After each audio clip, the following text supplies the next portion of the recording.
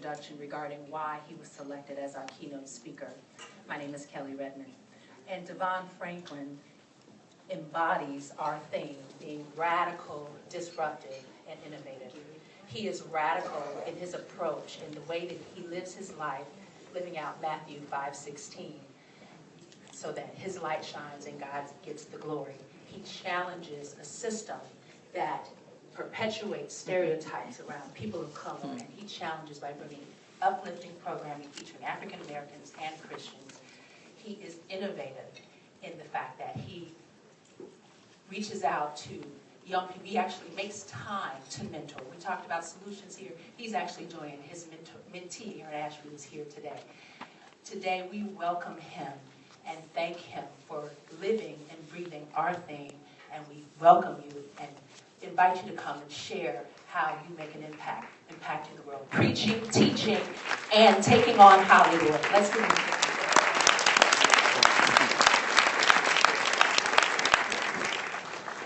Good afternoon. Good afternoon. Oh boy, have you all eaten already? Oh man, not yet? That's it. Oh, that's why. Okay, the blood sugar's a little low. Y'all are hungry. All right, I know what I'm up for.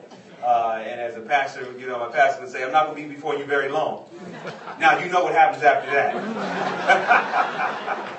Oh, man, it is an honor, a pleasure, and a privilege to be here with you today for this very, very important graduation. As many of you heard in my bio, I went to USC, so, fight on.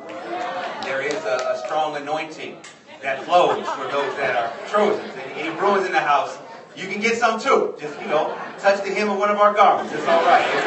Amen. But there are warm memories being here on campus. And this was a campus where it was literally an incubator for my faith. Many, people may not know I'm from the Oakland, California Bay Area.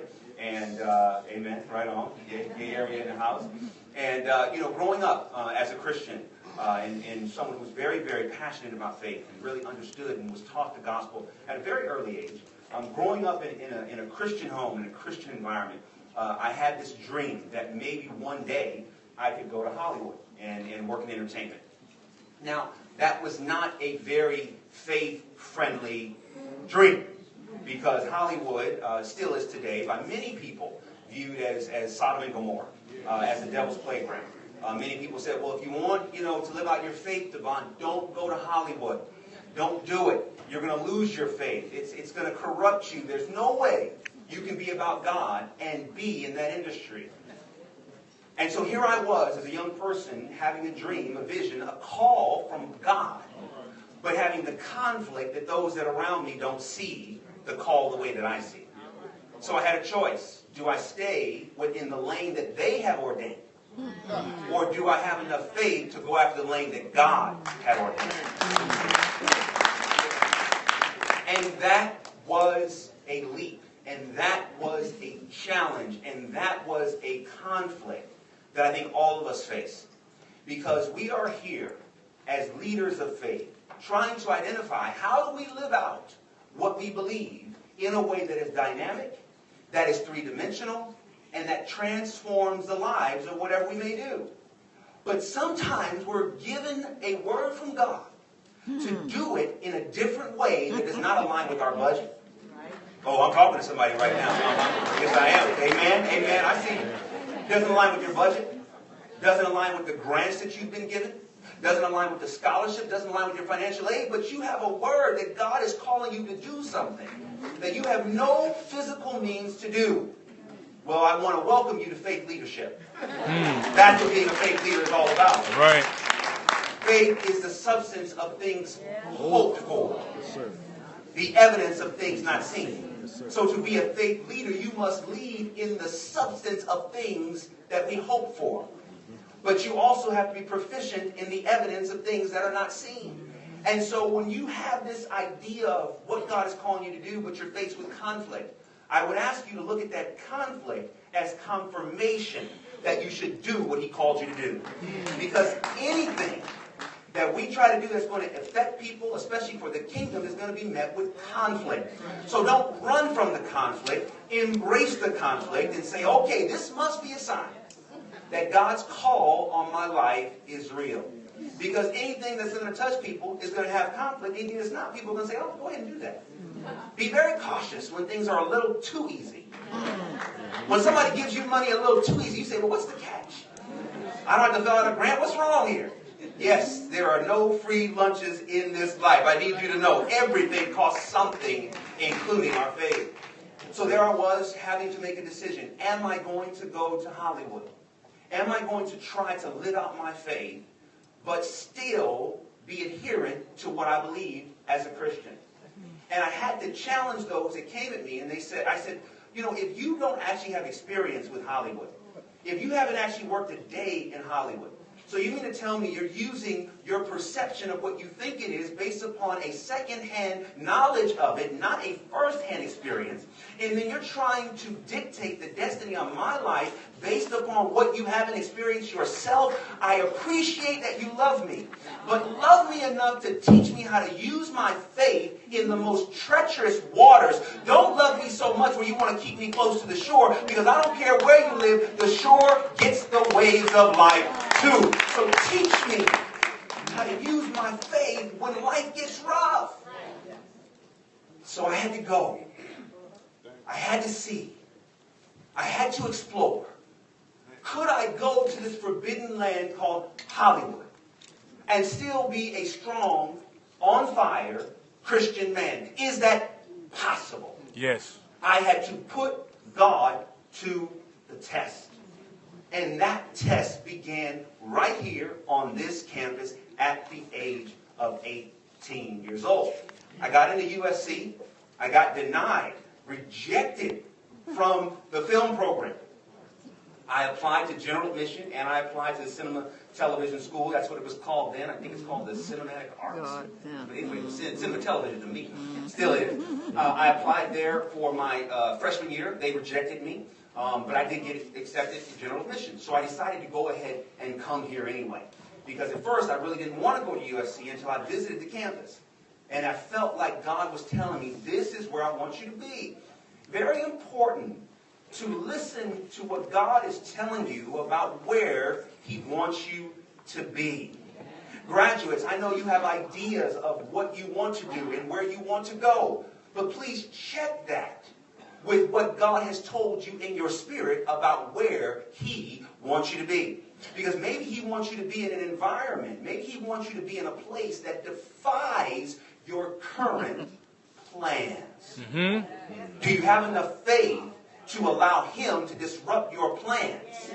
Even if what He wants to do makes absolutely no logical sense. Do you have enough faith to trust a God like that, who works in mysterious ways His wonders to perform? Do you have enough faith to trust Him when He wants you to be somewhere that may not be on your itinerary, but it's been on His itinerary before the day that you were born? So here I am, I'm on the USC campus. I decided to major in business and I minor in film. And being not, rejected from the film school didn't feel good. But what was happening was God was creating space for the real film school that He had planned for me. When I was 18 years old, I got an internship interview to go become an intern at the management company that managed Will Smith. Anybody heard of Will Smith? Okay, a few people. All right. Well, I went in, and they said, hey, we're looking for an intern. We just started this management company. It was called Handprint Entertainment. At the time, they managed Will and Jada and Maya Campbell and Babyface. They had all the hot talent at the time. So I go in, I sit down, and this was around the time when color printers were a new thing. I know that now everything's printed in color. But back in the day, if you had a color printer, that was like a big deal. And here on campus, the color printer was a new thing. And so I had sent in my resume via mail in color with my picture on it. Okay, why did I do that? So the lady that I'm interviewing with, who's the general manager, she gets my resume, and I come in, I sit down for the interview, and she turns the resume around, and she has my face crossed off. She said, this is not a modeling agency. She said, don't put your photo on your resume. Let your work speak for itself, because some people won't hire you based on how you look. So I said, okay, all right, well, why'd you bring me here then? It started off on such a bad, foot. So long story short, after I got over that hurdle, we started talking about entertainment. She said, why do you want to be in entertainment? And I thought about it for a moment, and I said, I really want to be in entertainment because I want to make change. And she said, you want to make money? I'm like, no, that's cool too, but I'm not talking about money. I'm talking about change in the world. Because I believe that film and TV and media is one of the most powerful, influential industries in the world. And if I can make content for this industry, I believe I can change the way people perceive themselves and what is possible in their life. And she was like, wow, okay. So we started talking. Now, here's where the faith comes in. Now, it's really easy to get into a situation where, it's all good and you can just walk out and be good. But she asked me a question before the interview ended. She said, is there anything else you want me to know? Anybody ever had God tell you something before? Am I the only one? Am I the only crazy one in here? That's cool. I'll be the crazy one. It's all right. Okay, there's a few other crazies in the house. Okay. All right, a few. So she said, anything else you want me to know? And God said, tell her what you believe. I said, Lord, I'm going to tell her after I get the internship. Once I get what I got, then I'll tell her what I can and can't do. Well, growing up as a Christian, I observed the Sabbath. So Sabbath was very, very important to me. And I had, never gone to school dances and didn't even play basketball on the Sabbath because I wanted to dedicate that time to God. So here I am. Do I compromise what I believe to get opportunity for advancement in entertainment? Or do I have enough faith to see if God is actually in it by being vocal about what I believe as a test to see, God, can I walk through this door and be everything you called me to be? Or do I have to crouch down and become smaller and not talk about what I believe in order to fit through a door? Must I submit to you right now? It is important, no matter where you are, especially graduates, if you are trying to crouch through a door, I would argue God did not open that door. The door that God will open will allow you to put your back, your shoulders down, your chest up, and walk through boldly, standing tall in everything He's called you to be. Don't be so obsessed with an open door that you will do anything to just creep through, because when you get on the other side, you're going to need your faith. And if you left it outside on the door, you're going to realize you won't be able to do what you thought you could do once you get on the other side. Go through the door the right way, not just getting through the door. It's not about multiple opportunities, it's just one. One. I'm tired of living in a time where we multitask everything. Let me tell you something. You cannot multitask your God and your faith. Sometimes you got to just focus on the one thing God is doing and let Him do it. So back to the story. I told her, I said, I observe the Sabbath. I said that if you need me to work on Sabbath, I will not be able to take the internship. Black and white. This is me. This is what I believe. I want to be here, but I don't want to be here if it's less than what God wants from me. But I didn't know what God wanted. I had to taste and see. You can't taste God just looking at the plate and say, Lord, oh man, you so good. That's good. No, you got to actually put something on your fork and taste it, and there will be some things you taste, you say, that's not God. That ain't God. God's not in that. I'm not going to eat that. I'm not going to do that. So after a moment of silence, she said, DeVon, don't worry. We can work around that. And every single job that I have had in entertainment, that has been one of my points of hire, and every single job has not only honored it, if there was ever a time where they thought I was going to break it and say, no, DeVon, you got to go home. Because if you compromise, then what's that going to mean for all of us, right? Why do I share this with you? Because it is vitally important to not wear your faith like it's a stigma for a less than life. You know how we are. It's like, oh, yes, I have faith. Yes, no. I got faith. I'm doing great. I serve an abundant, amazing God. He's going to do exceedingly abundantly above all that I could ever ask or think, and I'm going to walk in the fullness of that every single day. You may not see it. All I need is one person to see it. Let us have more boldness and excitement about what God is going to do. But now as a leader of faith, going into uncharted territory, I did not know where God was going to lead me, but I had to follow him. Every single day being on this campus trying to find out, God, where are you, was every day getting up and saying, Lord, you have to show me today. Now, have I seen treacherous waters? You better believe I've seen the treacherous waters. And if you think a faith walk is an easy walk, then you have the wrong understanding of what faith's all about. But here's the great thing about faith. When you know that you have done this thing the way God has called you to do it, there is a peace that allows you to sleep at night, that allows you to wake up in the morning. That's right. And I would argue, beyond whatever position you're aspiring to, graduates, whatever money you're trying to get, whatever grant you're trying to achieve, whatever position you're trying to hold, I would argue that finding peace is the thing. That if you can not have that and you get all this other stuff, it ain't going to matter. Because if you don't like who looks back at you in the mirror, if you don't love who God has created in you, you will never love anything that he actually gives you. So as leaders of faith, I challenge you and I ask you, please do not allow your traditional understanding of what God has previously done to stifle your current understanding of what God is going to do. Now you say, DeVon, what does that mean? I'll tell you exactly what it means. I have an iPhone. Anybody have an iPhone? There's a powerful anointing on this iPhone. I'm trying to tell you, Android users, it's all right. Now, the thing that annoys me to no end is that almost every week when I turn on this phone, there's a message that says, we got an update on the software. Am I right?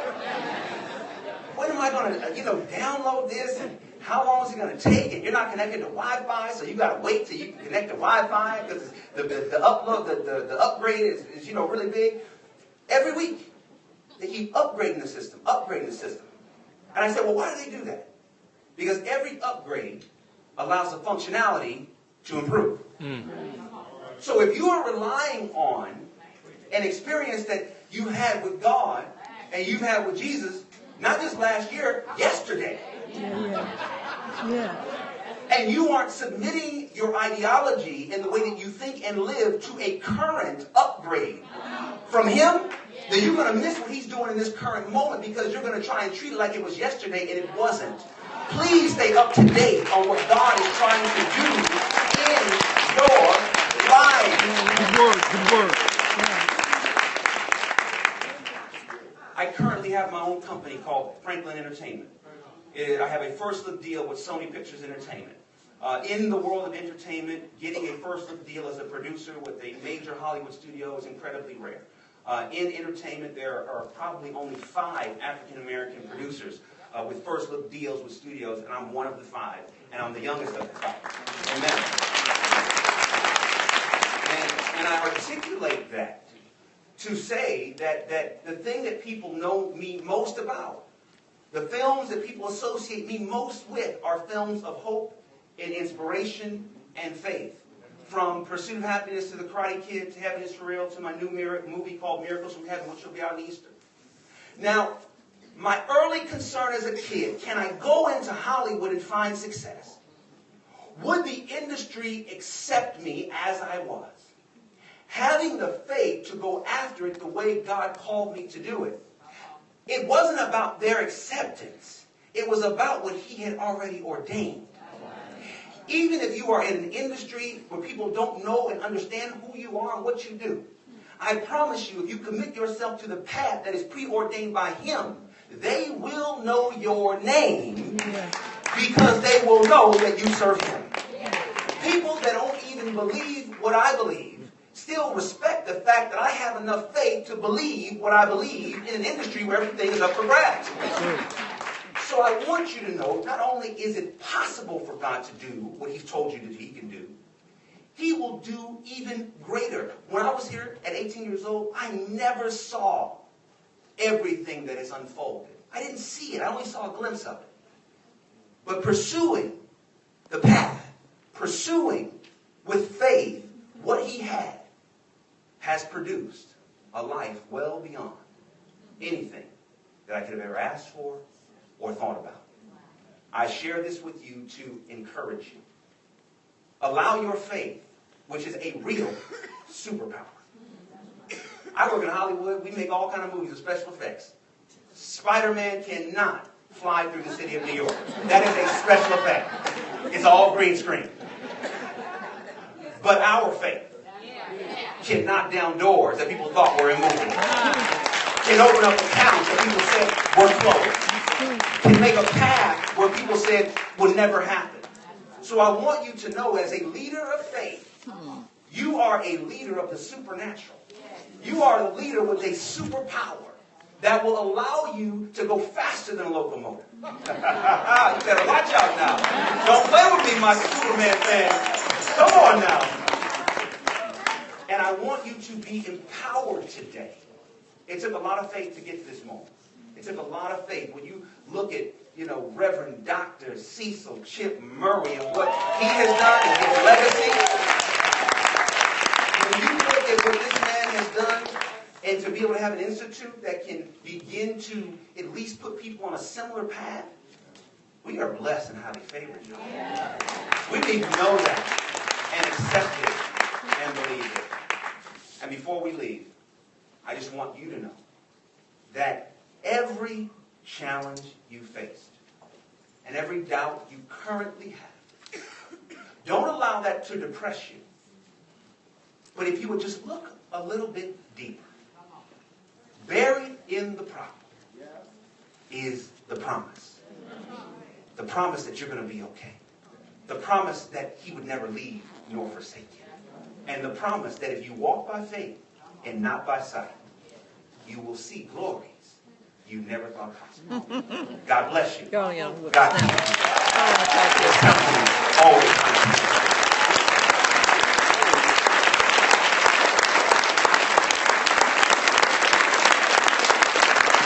Put your hands together for DeVon Franklin, President, Chief Executive Officer for Franklin. Didn't he do a wonderful job? Come on, let's give him another hand clap of praise. DeVon Franklin. As you take your seats, we ask that you would give us just, as you take your seats, we would ask that you would give us just a few minutes more. Now please take your seat.